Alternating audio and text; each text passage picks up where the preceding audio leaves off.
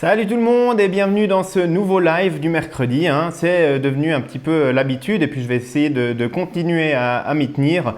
Tous les mercredis où il n'y a pas de nouvel épisode du podcast, c'est-à-dire un mercredi sur deux, on se retrouve pour un live ici sur Facebook. Dans ce live, ce soir, de quoi est-ce qu'on va parler?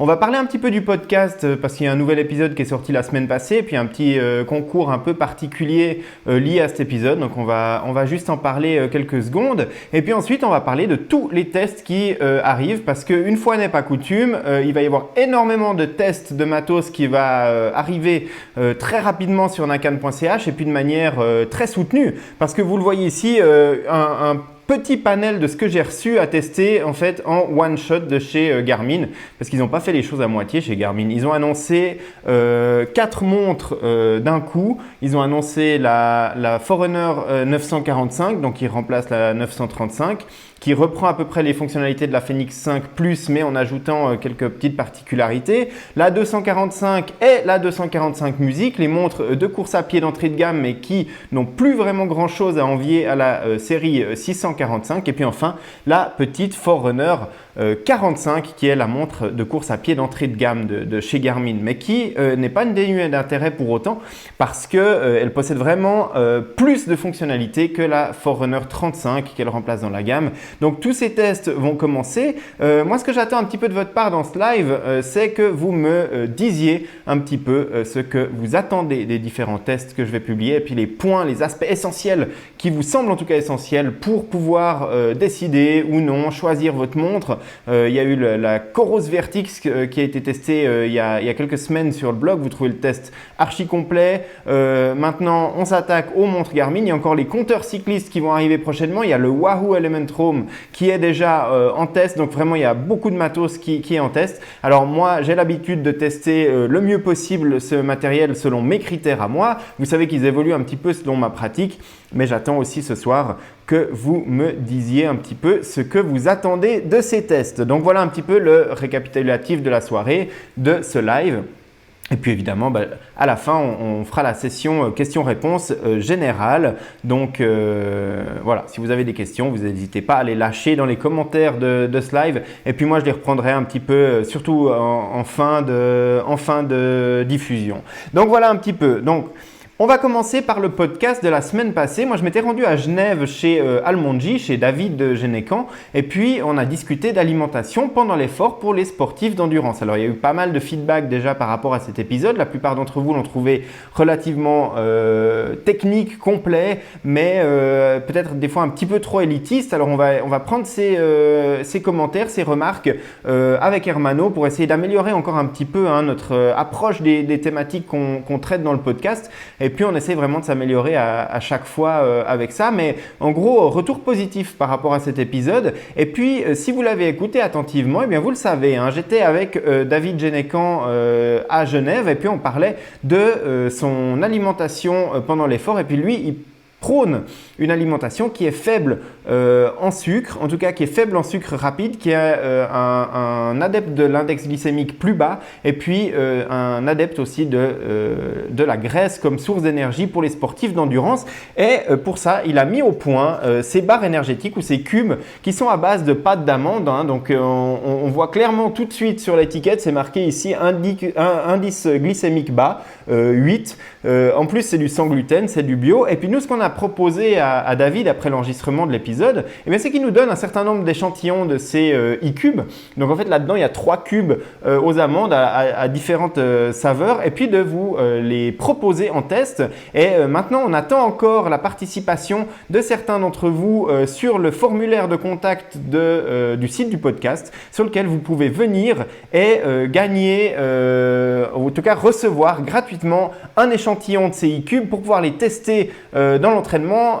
On entend clairement Hermano qui le dit pendant le podcast. La seule chose qu'on vous demande en retour, c'est de nous faire un petit mail ou alors un petit message vocal après l'avoir testé lors d'un entraînement, de nous dire ce que vous en avez pensé, comment vous l'avez trouvé, est-ce que vous l'avez facilement assimilé, est-ce qu'il vous a redonné de l'énergie ou pas. Alors évidemment que passer au low carb sur l'alimentation sportive, c'est un travail de longue haleine, c'est pas avec un seul de ces e-cubes que vous allez y arriver, mais par contre ça va vous donner une idée de ce que c'est et puis de voir un petit peu déjà au niveau du goût, de la digestion et puis de voir un petit peu comment ça passe pendant l'effort. Donc je vous invite à vous rendre sur le site du podcast, de regarder l'article qui concerne le dernier épisode. Donc vous allez sur podcast.nakan.ch, vous descendez un petit peu sur la page et puis en bas vous trouvez l'article qui concerne David. Vous le trouvez très facilement parce qu'il y a une grande photo de lui, il est tout souriant sur la page du podcast. Vous cliquez sur cet article et puis là-dedans, dans le descriptif, vous trouvez le lien vers le formulaire pour participer à ce tirage au sort. Donc on a dit qu'on donnait 10 échantillons aux 10 premiers qui se manifestaient sur cette page-là et puis ensuite on en a encore quelques-uns en stock qu'on va envoyer par tirage au sort à toutes les personnes qui auront participé. Donc n'hésitez pas à participer si ça vous intéresse. On expédie à peu près dans le monde entier, donc ce n'est pas un problème si vous habitez des contrées qui sont éloignées. Moi je ferai en sorte que ça arrive chez vous. Donc voilà pour cet épisode du podcast. Toujours à propos du podcast, avant qu'on parle des autres éléments de ce live, c'est la thématique du podcast. Si vous avez des thématiques que vous aimeriez voir abordées, on a reçu un message vocal d'un auditeur du podcast qui nous posait une question en fait assez technique sur l'ouvrage de Denis Boucher par rapport à l'alimentation et puis par rapport à l'entraînement. Est-ce qu'il faut faire des entraînements à jeun ou en tout cas est-ce qu'il faut faire des entraînements avec des réserves de glycogène qui sont volontairement basses. Donc on a abordé un petit peu la question avec Denis puis on s'est rendu compte qu'en fait la thématique elle était plus complexe que de simplement répondre pendant un message audio de 20 secondes à cet auditeur. Donc plutôt que de donner une réponse extrêmement courte qui ne le satisfera peut-être pas, eh bien on s'apprête avec Hermano et Denis Bouchard à réenregistrer un épisode qui concernera cette thématique pour un épisode futur de la saison du podcast. Alors là, je ne sais pas exactement quand il sera diffusé parce qu'il faut que le calendrier joue pour tout le monde et puis pour l'instant, on est un petit peu dans la phase de planification. Mais voilà, ça va arriver. Donc si vous avez des thématiques par rapport au podcast que vous voudriez proposer, voir si vous êtes un spécialiste dans un domaine ou que vous aimeriez participer à ce podcast, eh bien, vous pouvez sans autre me contacter, en tout cas nous contacter. Vous trouvez toutes les informations pour le faire sur le site du podcast ou bien évidemment, si vous suivez ce live, c'est que vous connaissez les réseaux sociaux de nakan.ch et puis du coup, vous savez facilement comment me contacter. Donc voilà un petit peu pour le podcast. Je vois qu'il y a des premiers messages qui arrivent. Donc salut tout le monde. Comme d'habitude, s'il y a un problème avec le son, l'image, en général maintenant c'est un petit peu rodé. Je vois que le son il passe un tout petit peu dans le rouge. Si ça sature, vous me dites, je baisse un petit peu. Et puis bonsoir tout le monde. Je vois qu'il y a déjà des questions par rapport aux nouvelles montres qui sont arrivées de chez Garmin. Alors, on me demande mon avis sur Forerunner 245. Des avis, je ne peux pas encore vraiment en donner parce que honnêtement, je suis allé chercher tout ça à la poste ce matin. Donc, je n'ai même pas encore fait les photos de déballage. Ça va être fait juste après ce live pour pouvoir commencer vraiment le test à partir de demain. Donc, ça va être compliqué 4 montres parce que j'ai que 2 poignets pour tester ça. Mais par contre, voilà, je vais essayer de faire ça au mieux. Et puis, voilà, on va commencer les tests. Donc, si vous voulez des feedbacks le plus rapidement possible sur les fonctions que je trouve bien sur ces montres ou les petits problèmes que je rencontre pendant mon test, etc. Vraiment les insights sur le vif, eh bien, abonnez-vous à mon profil Instagram. J'essaie vraiment de publier des stories ou alors des photos intéressantes par rapport à ce que je fais, à ce qui se passe sur l'actualité du blog, sur ce qui se passe dans les tests, dans les coulisses des tests, des fois un petit peu des photos off-stage, un petit peu de ce qui se passe. Donc voilà, si vous êtes curieux de ça, venez sur la page Instagram du blog et puis vous découvrirez en avant-première. Je vais essayer de faire des petites vidéos de 10-15 secondes où je décris au fur et à mesure de mes tests ce que j'ai pensé de telle ou telle fonctionnalité. Donc là, on a une Forerunner 245 musique. Garmin m'a mis dans le carton aussi une Forerunner 245 sans musique. Donc ça va me permettre aussi de faire des petits comparatifs de GPS, pourquoi pas, entre les deux montres, exactement le même chipset pour voir s'il y a des différences entre les deux montres ou si les capteurs cardio-optiques sur un poignet, sur un autre en même temps, dans 2 positions différentes, pourquoi pas.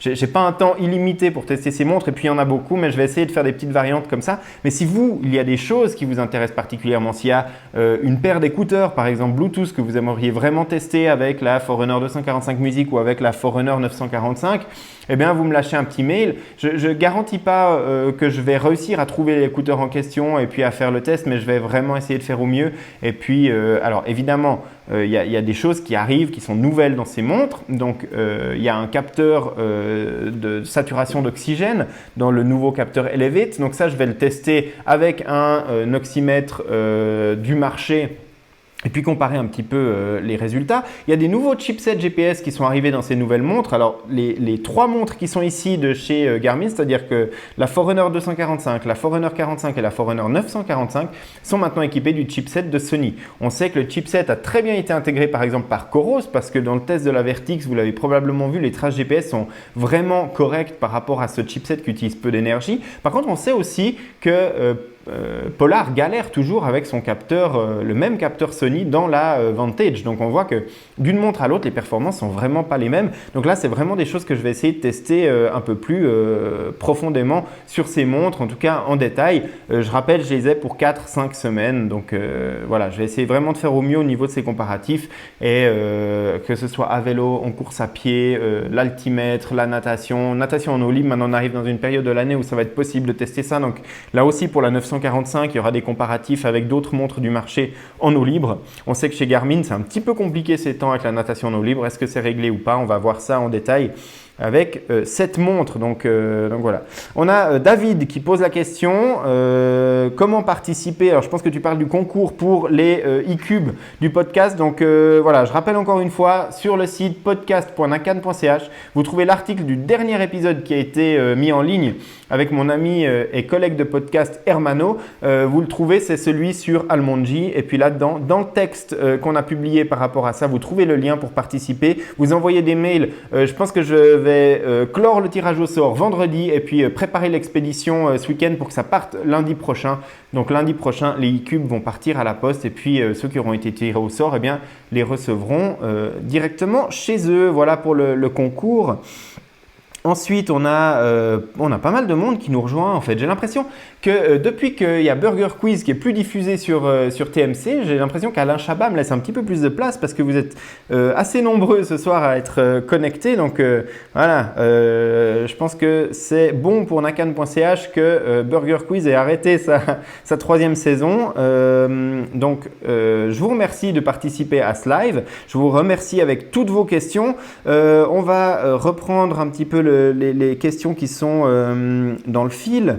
Quelle différence entre Garmin 245 et Vivo Active 3? Alors, il y a pas mal de différences. Je dirais qu'au niveau construction, matériel, on est sur des montres qui sont quand même relativement basées sur du plastique. Par contre, il y a déjà une grosse différence, c'est que la Forerunner 245 ou la musique, ce qui a la même apparence physique, on voit qu'il y a 3 boutons de ce côté, 2 boutons de ce côté. Or, la Vivo Active a un écran tactile. Alors, d'un côté, ça peut être plus sympa pour les fonctions connectées, mais pour les fonctions sportives, en tout cas personnellement, je préfère largement avoir des boutons sur lesquels je sais que quand j'appuie, il se passe un truc et quand j'appuie pas, il se passe rien, plutôt que d'avoir un écran tactile qui donne parfois des résultats un petit peu aléatoires et surtout quand on est en train de courir, on a autre chose à penser qu'aux erreurs de manipulation qu'on fait sur son écran tactile.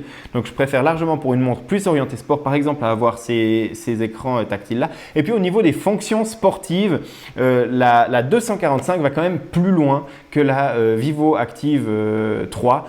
Donc au niveau du profil de course à pied, on va avoir plus de choses. On va avoir le support des Running Dynamics. On va pouvoir enregistrer de la natation en piscine avec plus de fonctionnalités. Donc voilà, il y a un petit peu plus de choses qui sont disponibles dans la Forerunner 245 ou dans la Forerunner 245 Music que dans la Vivo Active 3. Mais voilà, je vois que ça intéresse. Donc je peux essayer aussi de faire un petit tableau comparatif ou un petit paragraphe comparatif par rapport à ces deux montres dans le test de la Forerunner 245. Comme ça, ce sera un petit peu plus clair au niveau des différences. Donc, c'est noté pour le test de la 245.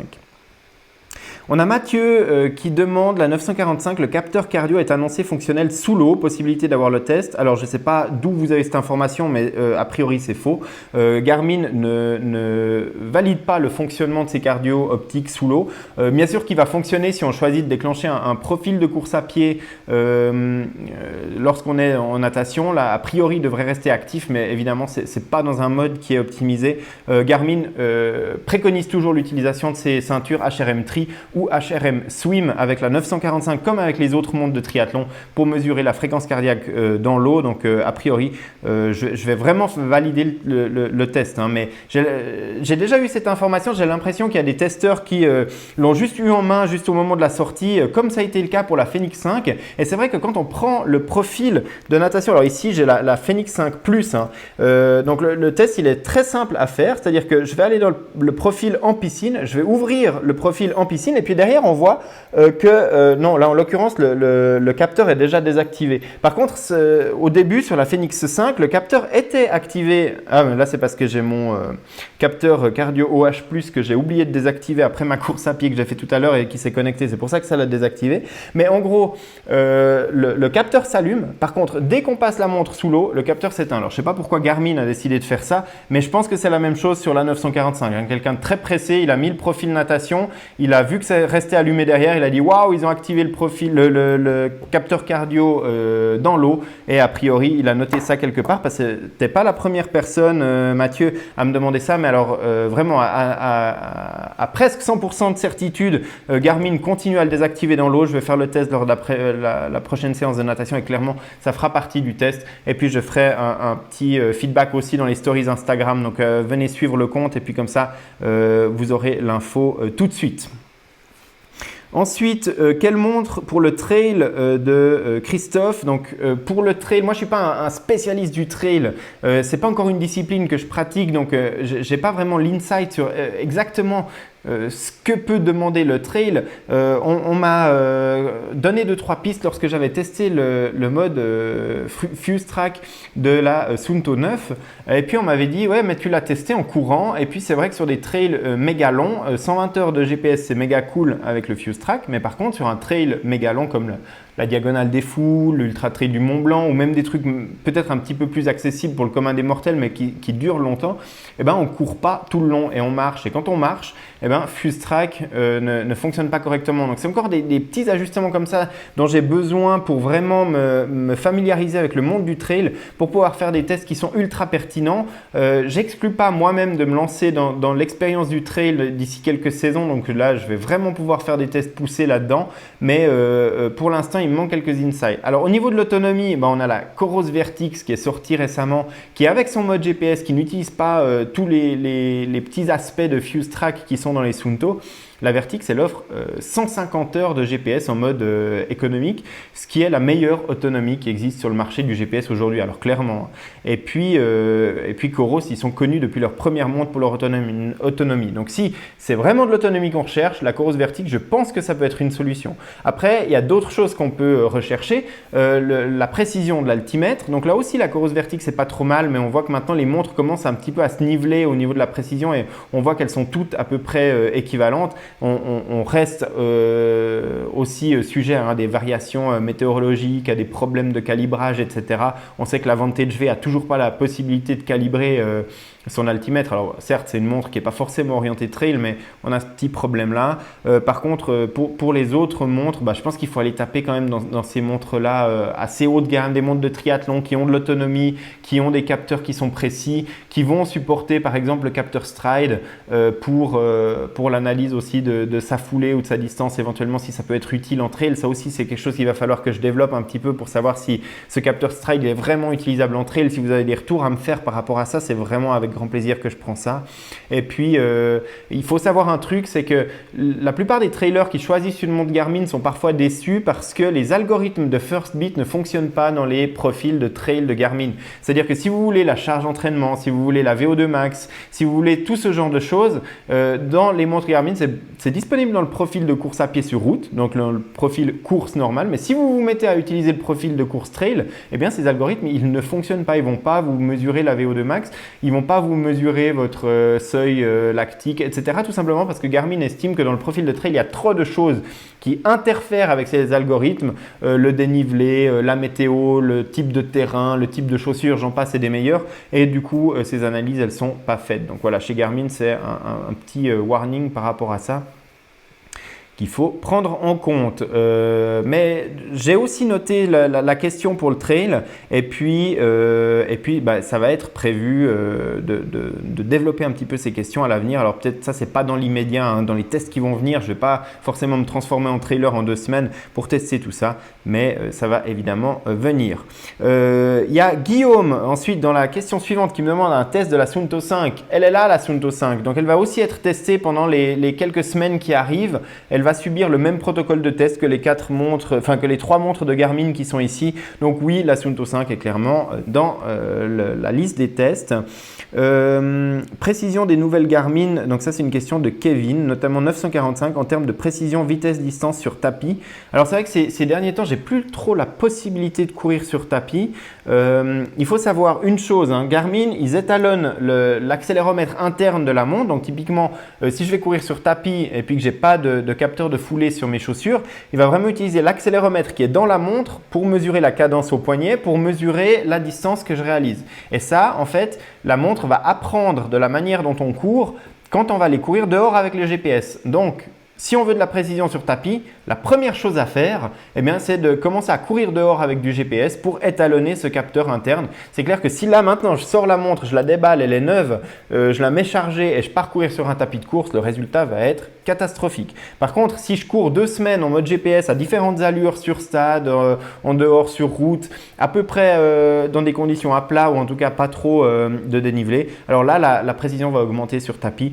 Mais évidemment, si on a la possibilité, ce que je recommande vraiment sur course sur tapis, c'est d'utiliser le capteur Stride ou un capteur de foulée quelconque. Mais le Stride, à mon sens, c'est vraiment le meilleur pour mesurer la distance. Et si on en fait souvent, ça vaut vraiment la peine de s'équiper de ce capteur ou en tout cas d'un capteur de foulée, même celui de Garmin qu'on calibre une fois et puis qui donne des informations qui sont, je dirais qu'elles sont forcément meilleures que l'accéléromètre de la montre, même si on l'a calibré très bien.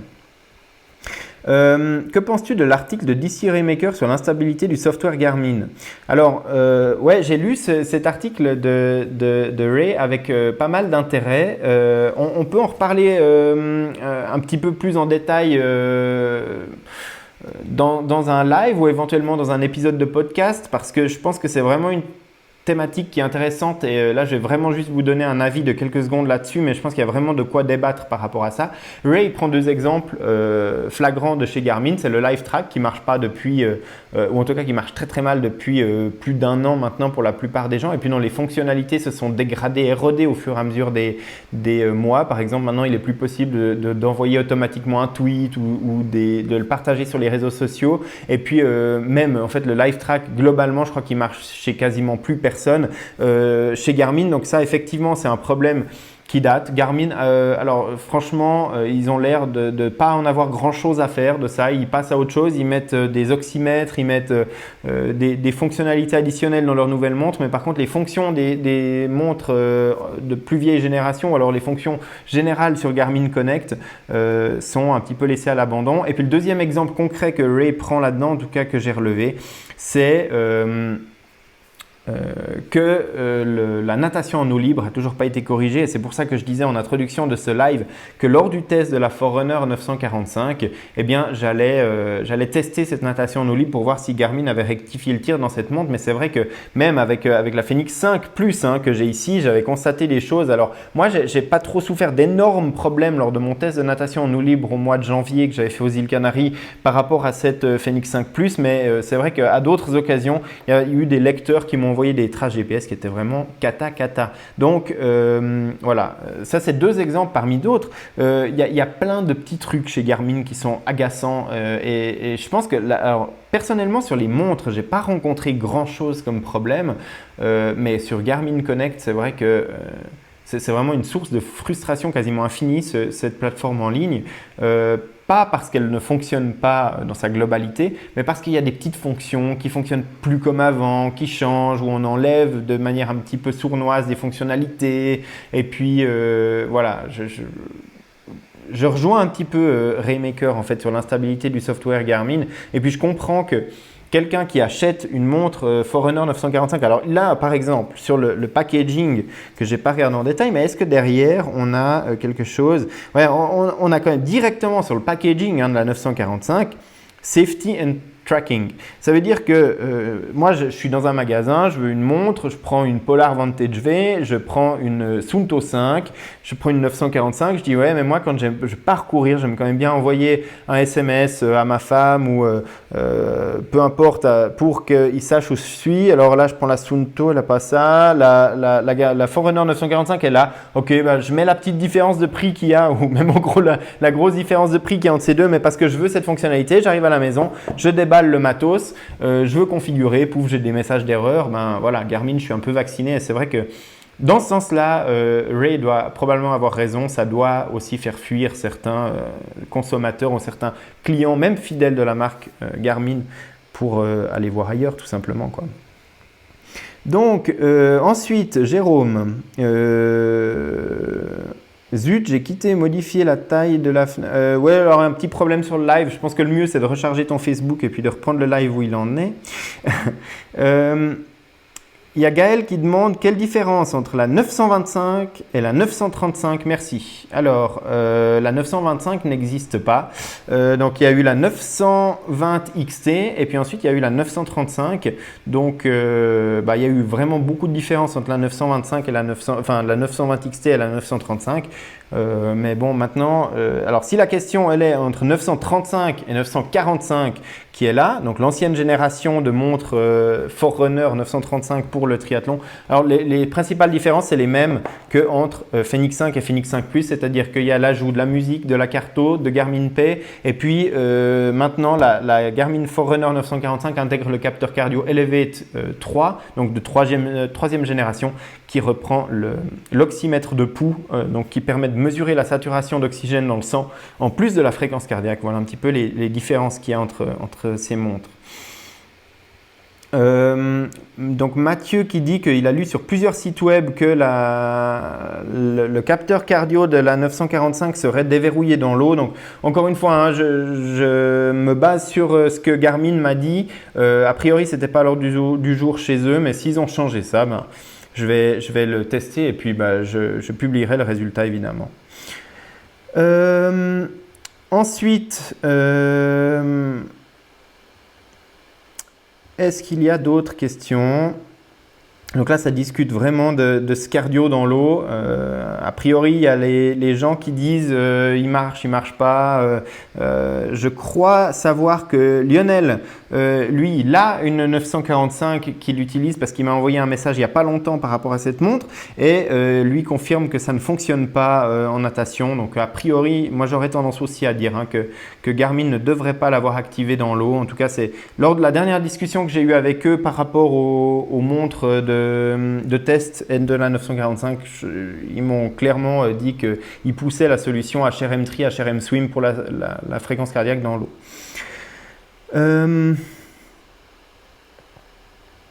Alors, après, il y a Eric qui me pose une question. Alors, c'est anecdotique, mais ça continue un petit peu le débat logiciel chez Garmin. Est-ce qu'il est possible de motiver Garmin à associer la Vivo Active 3 avec Garmin Explore? Donc, l'application mobile, j'imagine, qui ne fonctionne pas parce que c'est que les montres outdoor qui fonctionnent avec cette application. Donc là, à mon avis, Garmin limite l'utilisation de Garmin Explore avec les montres de la série Fenix ou les montres qui sont dans le top de la gamme de Forerunner, dont la 945. Et du coup, je ne suis vraiment pas sûr que Garmin va rendre compatible des montres d'ancienne génération et de gamme un petit peu plus bas avec cette application. On a Alexis qui demande quelle est la différence entre la 945 et la Fenix 5X Plus, car j'ai du mal à voir la différence sauf le prix. Alors, la différence au niveau logiciel, c'est clair, il y en a quasiment pas, hein. Maintenant, on a l'oxymètre aussi sur la 945 et puis on a un niveau fonctionnel qui est quasiment identique. Donc, la Fenix 5X Plus qu'elle a en plus de la Forerunner 945, c'est un écran en saphir, c'est un boîtier qui est partiellement en métal, c'est une lunette qui est plus solide et c'est une construction matérielle qui est plus haut de gamme. Mais c'est clair qu'au niveau fonctionnel, au niveau du logiciel de la montre et des fonctionnalités, il n'y a pas de différence majeure entre les deux séries de montres, quoi.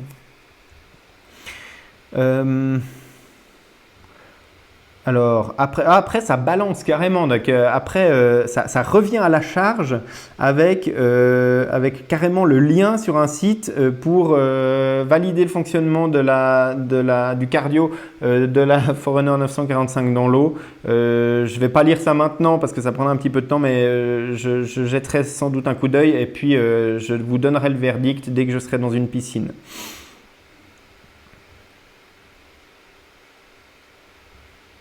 Alors, de toute façon, moi je vois Mathieu qui me répond, j'ai acheté la 945 un peu pour ça.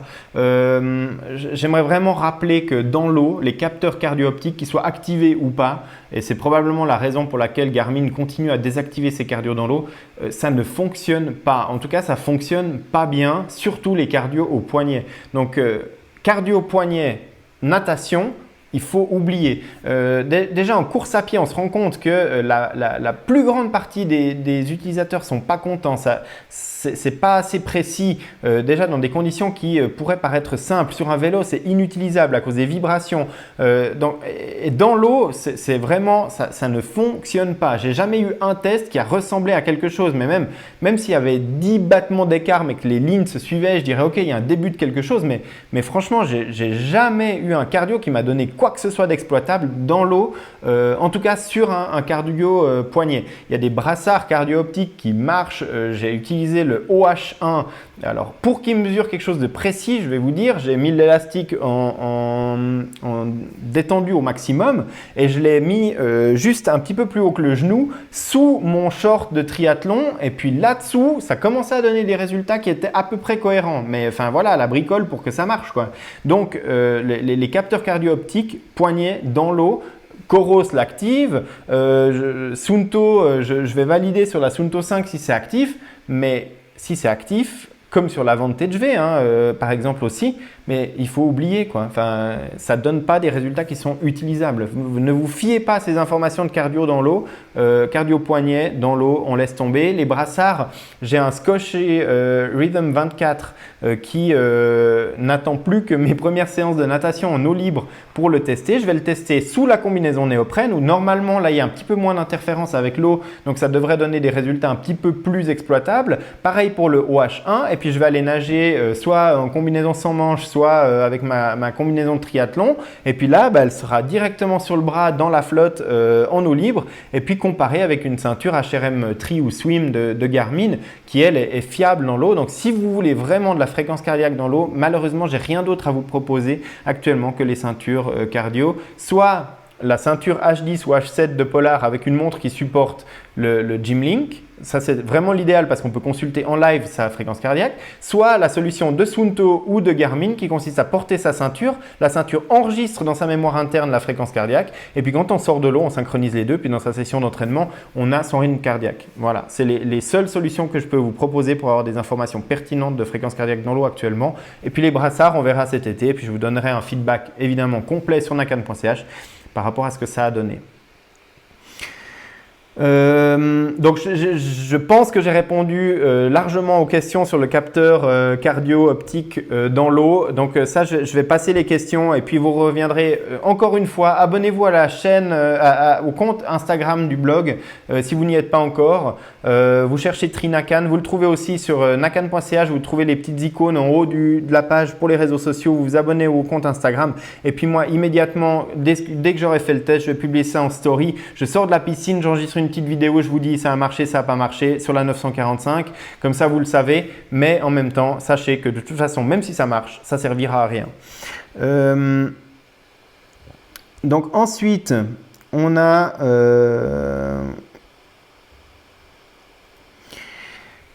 On a des réponses, donc effectivement David qui confirme la Phoenix 5X Plus orientée trail avec finition acier, l'autre profil triathlon plus plastique. Alors c'est vrai, triathlon il y a un côté pratique à la 945 par rapport à la Phoenix 5X Plus, c'est l'épaisseur de la montre. Quand on vire sa combinaison de natation, pour peu qu'elle soit un petit peu serrée, c'est vrai que si on a une 5X Plus au poignet, des fois le néoprène va coincer dedans puis ça va donner lieu à des agacements quand on n'arrive pas à virer la combi en zone de transition.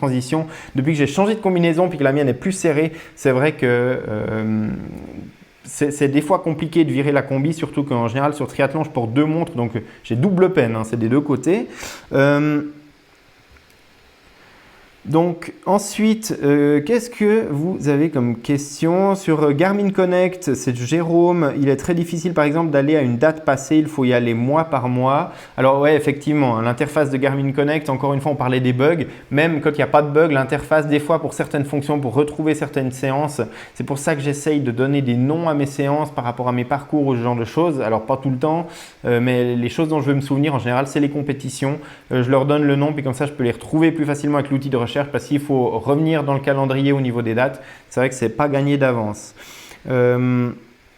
Polar va-t-il sortir une nouvelle montre dans un futur proche de la même gamme qu'une Vivo Active 3? Alors, chez Polar, moi, je ne sais pas ce qui se passe. En général, quand je suis au courant de quelque chose chez Polar, c'est que ça va sortir dans les semaines à venir. Avant, je n'ai pas d'infos en amont sur ce qu'ils développent. Maintenant, ils ont sorti au mois d'octobre, novembre l'année passée les Vantage M et V. Ils se concentrent là-dessus. Il faut qu'ils arrivent à un niveau fonctionnel sur ces montres qui soit du marché, enfin qui soit compétitif sur le marché. Et puis les prochaines mises à jour, chez Polar on n'est pas pressé, hein. On a annoncé octobre pour la prochaine mise à jour. Là, il y a des trucs intéressants comme un meilleur support du Stride, il y a les segments Strava, enfin voilà des choses qui, quand en général une autre marque l'annonce, en général le mois suivant c'est dispo, chez Polar c'est 6 mois.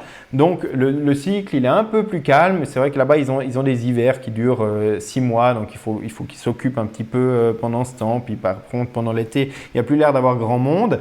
Je suis un petit peu méchant avec Polar là en ce moment, mais je ne comprends pas certaines choses de chez Polar, comme par exemple ce délai avant de sortir les mises à jour, ça me sidère. Donc quand est-ce qu'ils sortiront une montre, je ne peux pas vous dire. Je pense qu'avant des montres, Polar devrait, s'ils veulent rester sur le marché, quand même annoncer un compteur cycliste, pas trop tard. Ils ne sont pas à Eurobike, donc je ne les vois pas annoncer un truc spécifiquement sur le segment du vélo en mois de septembre parce qu'ils ne sont pas forcément là-bas. Mais par contre, ça devrait arriver quand même rapidement s'ils ne veulent pas complètement perdre la main sur ce segment, parce que c'est vrai que le M460, qui est la dernière chose qu'ils ont sorti spécifiquement pour le cyclisme, commence à vraiment dater. Et donc, ouais, ils sont en train de se faire larguer sur ce marché-là aussi. Il ne leur restera plus grand-chose à Polar. Une date de sortie et quelques nouveautés pour la Fenix 6. Alors, date de sortie, non. Moi, je pense pas qu'on va voir quelque chose arriver avant le début de l'automne. C'est pas impossible que Garmin annonce ça sur IFA, même s'ils n'ont pas vraiment annoncé grand-chose de haut de gamme là-bas. En général, c'est plus les bracelets connectés, c'est plus Vivo Active, ce genre de trucs qu'ils annoncent à Berlin.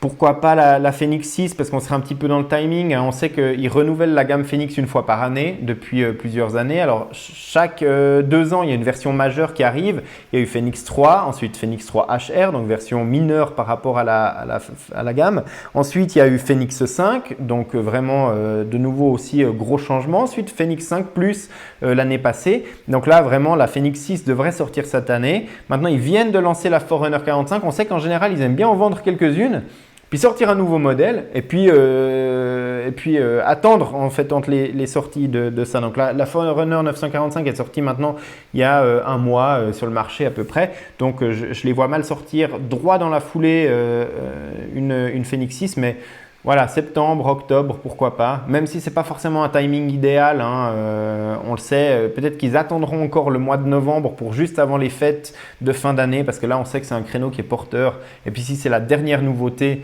qui vient de sortir, on sait que c'est le cadeau qui sera choisi pour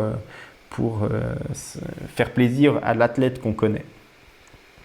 Donc, pas plus d'infos sur la Fenix 6 ni sur les fonctionnalités. On peut se douter qu'ils ne vont pas ressortir une Fenix 5 Plus, qu'il y aura plus de trucs. Maintenant, si on prend les nouveautés qui ont été apportées par les montres par le passé, je ne vois pas de grosses innovations. Moi, vraiment les prochains pas importants au niveau technologique dans les montres, je pense que c'est lié à l'intelligence artificielle, mais je pense que là maintenant on est encore un petit peu tôt dans ce process. Donc Garmin va nous trouver un truc genre l'oxymètre, donc un machin sur lequel ils vont pouvoir marketer un maximum, mais qui finalement va réellement être utile à peut-être 5% des utilisateurs. Mais ils sont très forts pour ça, donc on peut leur faire confiance pour trouver quelque chose dans le style.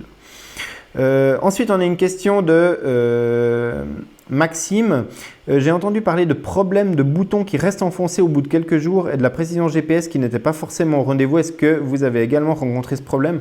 Alors, moi j'ai rencontré ce problème sur aucune de mes montres Garmin jusqu'à maintenant. Comme je l'ai dit en début de live, la Forerunner 945, 245 et 45, je les ai reçues entre hier et aujourd'hui. Et puis, dedans, dans le paquet, il y a aussi la Suunto 5. Donc, les tests commencent maintenant. Donc, en général, c'est des problèmes que j'arrive pas à identifier, que malheureusement, c'est des utilisateurs ou des lecteurs du blog qui me remontent ça. Pourquoi? Parce que j'utilise ces montres 3 semaines, 1 mois et puis je les renvoie chez Garmin. Donc, j'ai pas le temps pendant 4 semaines d'utiliser le matos de manière très intensive ou en tout cas de manière suffisamment longue pour me rendre compte de ces problèmes d'usage qui proviennent probablement pas après 3 semaines, mais peut-être après 6 mois d'utilisation. Et en l'occurrence, ça fait pas 6 mois que ces montres sont sorties. Donc, s'il y a déjà ce type de problème, c'est quand même assez grave. Mais malheureusement, souvent, je passe à côté de ce genre de trucs. Comme la vitre qui se décolle sur la V800, il y avait un lecteur qui m'avait dit « Ouais, tu pourrais mettre en garde sur ton test. » Mais moi, j'ai testé la V800 pendant 4 semaines. Et puis après…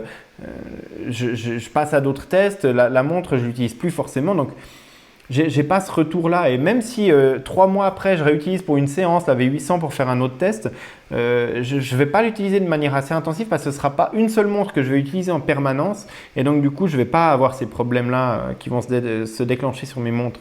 Donc malheureusement là c'est vraiment les forums d'utilisateurs de gens qui utilisent une montre de manière standard, qui vont pouvoir vraiment indiquer ce genre de trucs. Alors, j'essaye de suivre les forums de Garmin, les forums de Polar quand ils existaient, et puis maintenant les user groups sur Facebook, un petit peu des utilisateurs de ces montres, mais c'est vrai que je ne peux pas passer ma vie non plus là-dessus et je reporte les gros problèmes qu'il y a, mais j'arrive pas à analyser tout ça.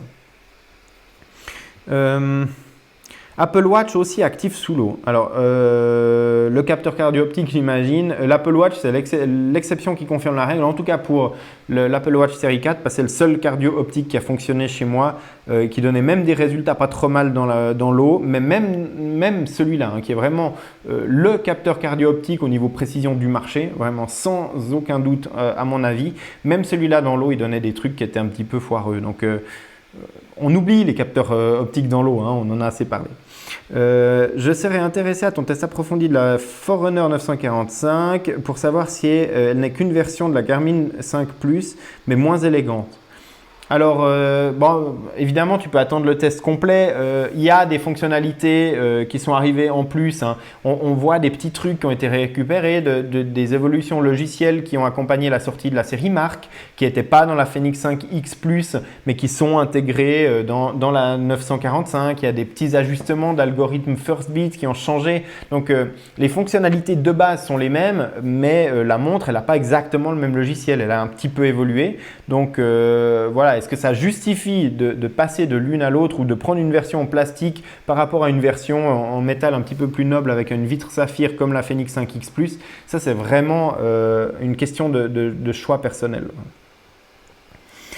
Bientôt une Suunto 7 Barreau. On imagine que c'est la prochaine évolution, parce que Suunto a sorti la Suunto 3 Fitness, ensuite la Suunto 9, ensuite maintenant on a la Suunto 5. Que des chiffres impairs. Et puis, qu'est-ce qu'il y a entre 5 et 9? Il y a 7. Donc, on attend que ça sorte là au milieu. Et donc, du coup, voilà, on va vraiment imaginer qu'il y aura une Suunto 7 Barreau. Donc, ça, c'est l'équivalent de la Suunto Spartan Trainer Wrist HR. Ils aiment bien faire des noms courts chez Suunto.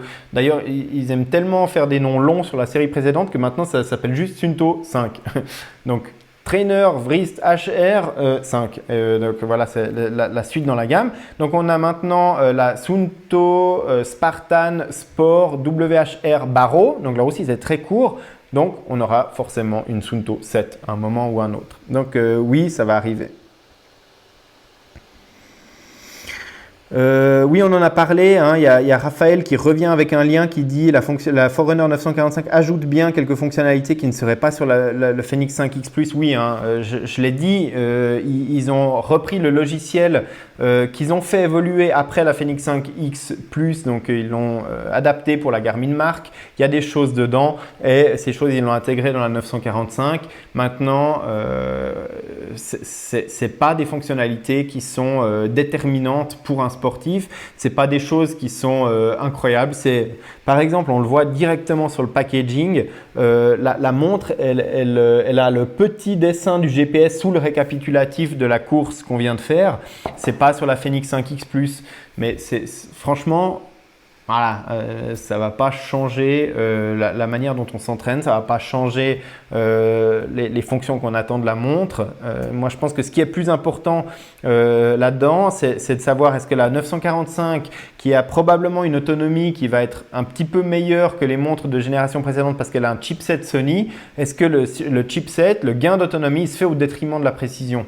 On sait déjà que la précision des Fenix n'était pas la meilleure du marché. Donc si en plus on a encore un peu perdu à cause du chipset de Sony, ça pour moi c'est des choses qui sont vraiment capitales et que je vais tester vraiment à fond.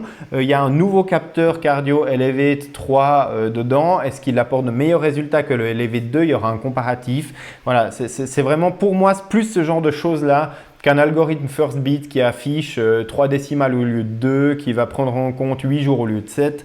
Je ne suis pas en train de complètement tracher les mises à jour qu'il y a eu par rapport au logiciel depuis la Fenix 5X Plus, mais c'est du détail et c'est plus des arguments marketing qu'un truc que les sportifs vont vraiment utiliser dans la vraie vie.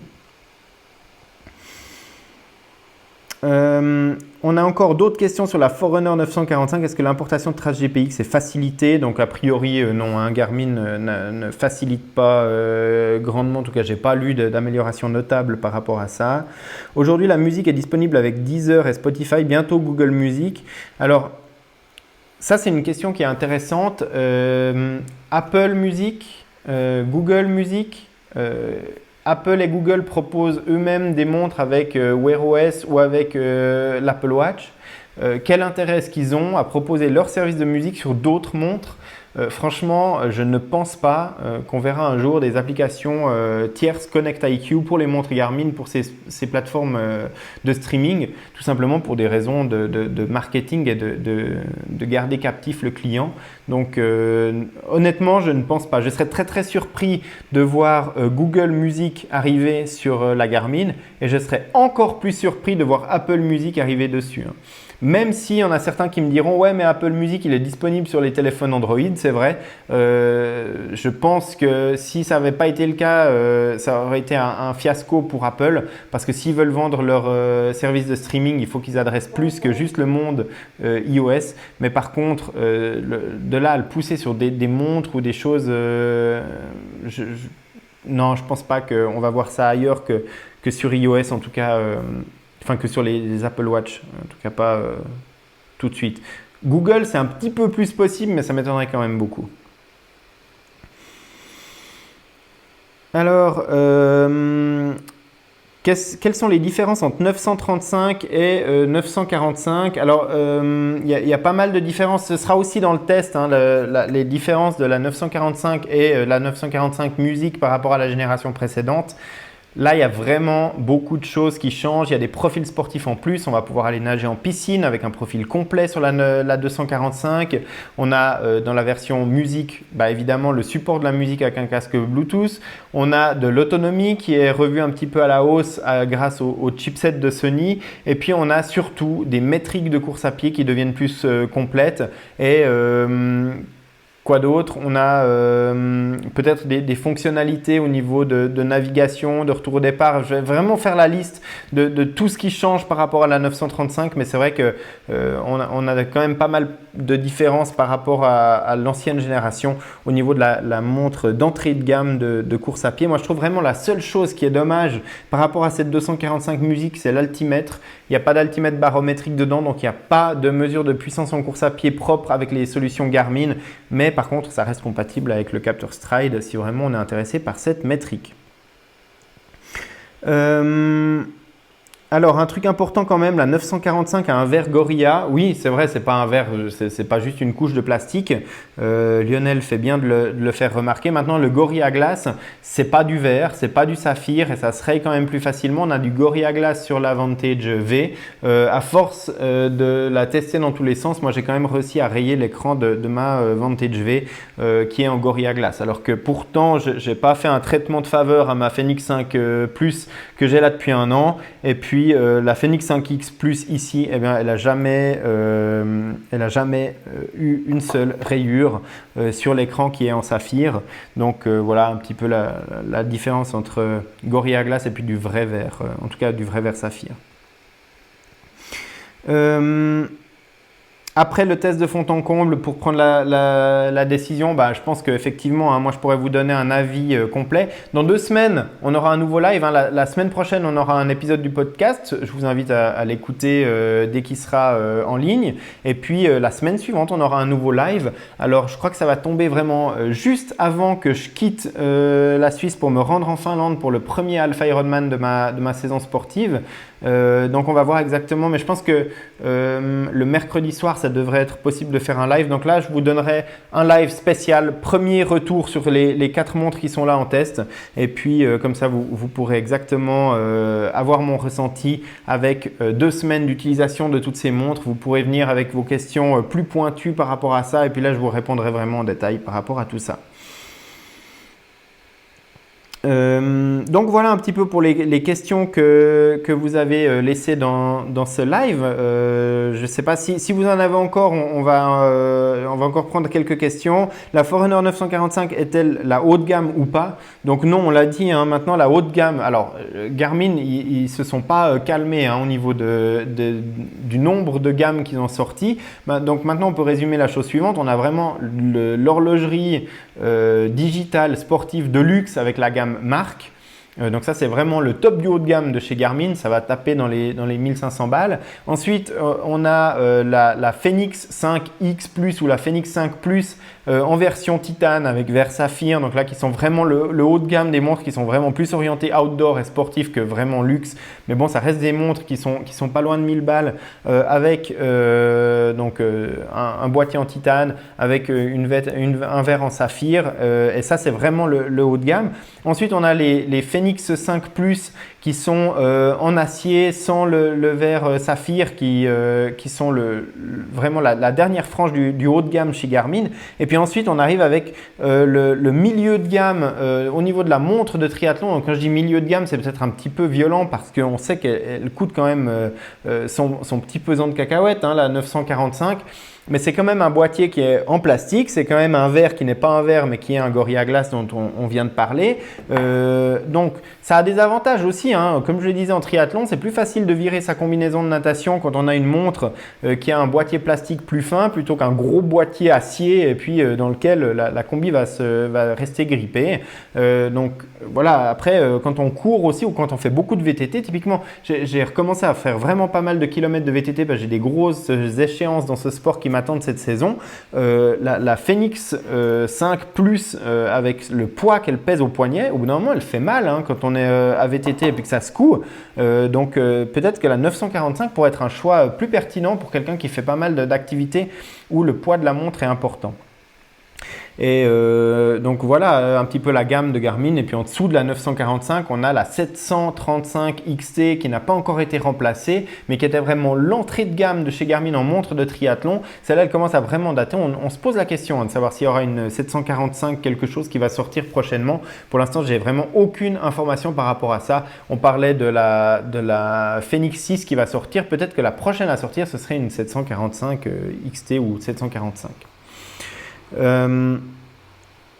Voilà, je vois que vous avez encore plein de questions. Je vais prendre les 3 qui arrivent. Combien peut-on avoir d'écrans de données configurables sur la 245? Sur la 630, c'était 4. La 235, c'est 2.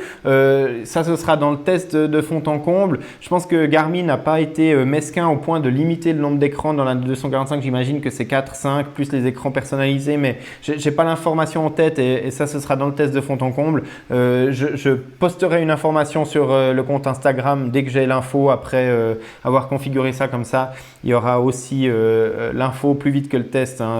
Donc, raison de plus pour aller se connecter au compte Instagram. Je vais vraiment, au fur et à mesure que je découvre des trucs sur ces nouvelles montres, je vais poster des petites stories.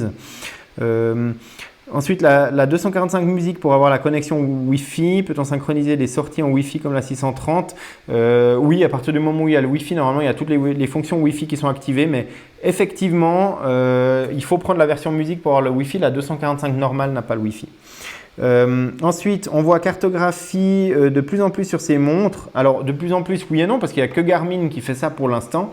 Chez les autres fabricants, il n'y a pas. Et puis, en fait, le nombre de montres est finalement restreint. C'est Fenix 5 Plus et 945 qui font la carto. Donc, de plus en plus, oui, parce qu'il y en a de plus en plus qui sont achetés sur le marché, mais le nombre de modèles, ça reste quand même limité.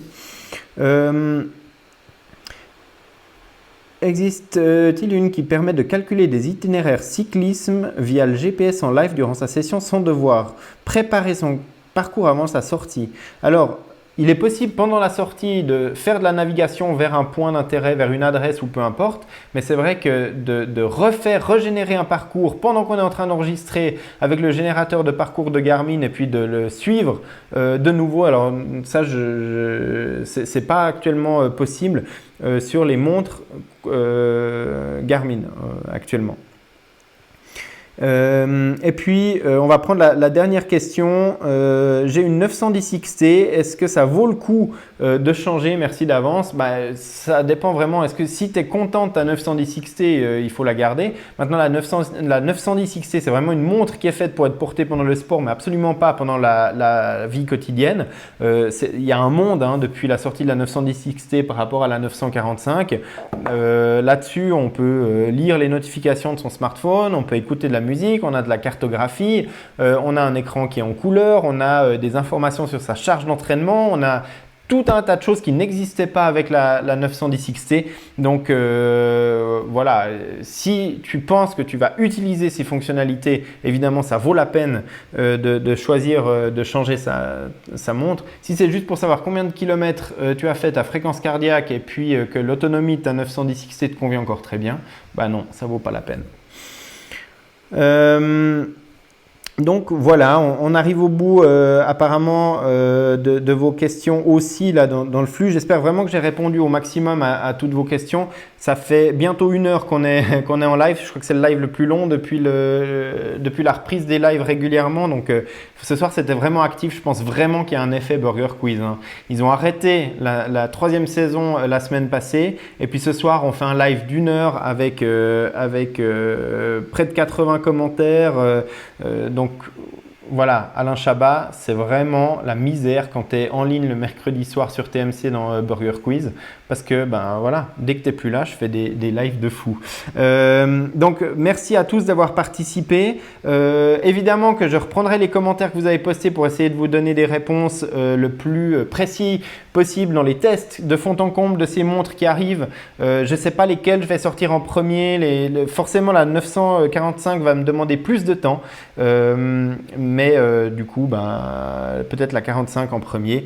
En tous les cas, dans les 6 semaines à venir, vous allez avoir des tests de montres GPS, de compteurs cyclistes quasiment chaque semaine. Donc voilà. Merci à tout le monde d'avoir suivi ce live. Merci en particulier aux personnes qui ont posé des questions, qui se sont manifestées pour m'aider un petit peu à orienter les tests. J'ai plein de choses qui vont me permettre d'avancer sur ces tests et puis de donner des choses pertinentes. Et puis voilà, je vous donne rendez-vous dans 2 semaines avec un feedback plus complet sur ces montres, avec probablement les compteurs cyclistes Edge 530-830 qui vont arriver en même temps. Et puis d'ici là, entraînez-vous bien, suivez les réseaux sociaux de nakan.ch, le compte Instagram en particulier, j'aime bien publier 2-3 petits insights dessus. Il y a une photo en général par jour avec les tests qui sont en cours, les fonctionnalités que je suis en train de tester et puis des réponses probablement aux questions que vous vous posez sur ces nouveaux matériels qui sont testés. Voilà. Donc merci, très très bonne soirée à tout le monde, bon entraînement et puis à dans 2 semaines, la semaine prochaine pour le podcast et dans 2 semaines pour le prochain live. Ciao.